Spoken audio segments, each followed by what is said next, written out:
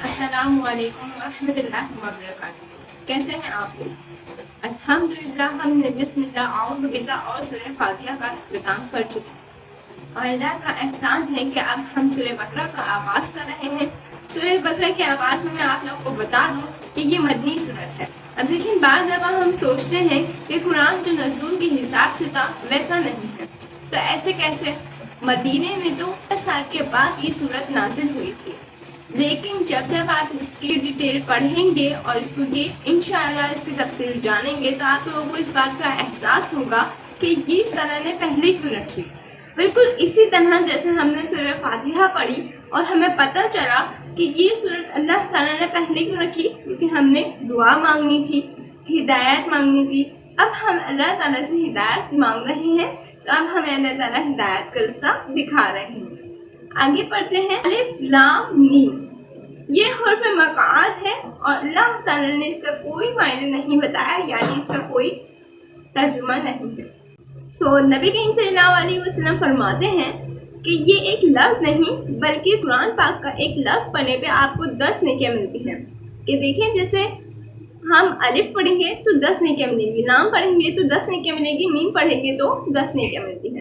सूरह बकरा के बारे में रसूल सल्लल्लाहु अलैहि वसल्लम फरमाते हैं, क़यामत के दिन सूरह बकरा और सूरह अल इमरान ये दोनों सूरतें बादलों के साए की तरह हमारे सर के ऊपर होंगी। सुभान अल्लाह।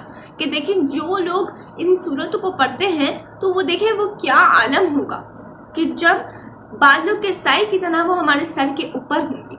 सुभान अल्लाह। एक जगह ये भी आता है कि ये दोनों सूरतें जो है ना, ये अपने पढ़ने वाले के हक में लड़ेंगी कि अल्लाह ताला ये हमें पढ़ते थे, इन्हें बख्श दे।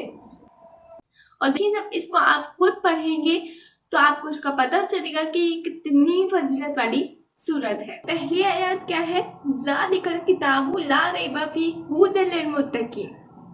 ज़ालिकल किताबु का मतलब है ये वो किताब है, ला रैब फीह का मतलब है कि नहीं शक इसमें कोई, हुदल लिल मुत्तकीन का मतलब है हिदायत है मुत्तकियों के लिए।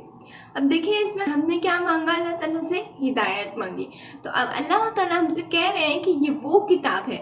देखिए, अब हमें इसमें बिल्कुल भी शक नहीं होना चाहिए, क्योंकि अल्लाह ताला ने ये जो रैब का इस्तेमाल किया है, रैब का मतलब होता है शक। अब देखिए कि ऐसे शक को कहते हैं कि बाल बराबर भी शक ना हो, क्योंकि ये वो किताब है जो अल्लाह ताला की तरफ से नाजिल की गई है। अब देखिए आगे क्या कहते हैं कि इसमें हिदायत है। किसके लिए हिदायत है? मुत्तकियों के लिए हिदायत है। अब देखिए, मुत्तकी लोग होते कौन हैं? कि जैसे अल्लाह ताला के परहेजगार लोग होते हैं, उनको कहते हैं मुत्तकी लोग। तो अब हमें ये देखना है, कुरान मजीद में समझना है कि हम मुत्तकी लोगों में शामिल हैं भी या नहीं, अल्लाह ताला के नेक बंदे हैं भी या नहीं। तो हमें किससे पता चलेगा? इस कुरान मजीद से पता चलेगा। साथ ही अल्लाह ताला हमें बताते हैं कि मुत्तकी लोग कौन हैं।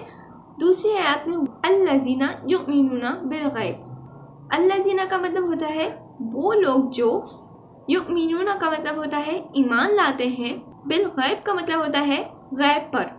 अब देखिए गैब क्या है? जैसे अल्लाह ताला पर यकीन रखना, फरिश्तों पर यकीन रखना, दोज़ख पर यकीन रखना, जन्नत पर यकीन रखना जो आपकी आंखों से ओझल है। वयुक़ीमून सलाता का मतलब होता है कि वो नमाजों को कायम रखते हैं।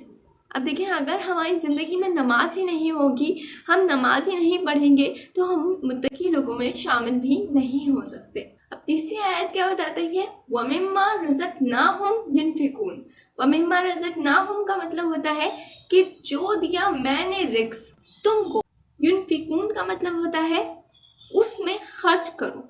कि देखिए, अब हम क्या करते हैं यहाँ पर? ये मैंने मेहनत करी है, ये मेरे पैसे हैं, वो देखो मुझसे कैसे मांग रहा है जैसे इसके पैसे हों।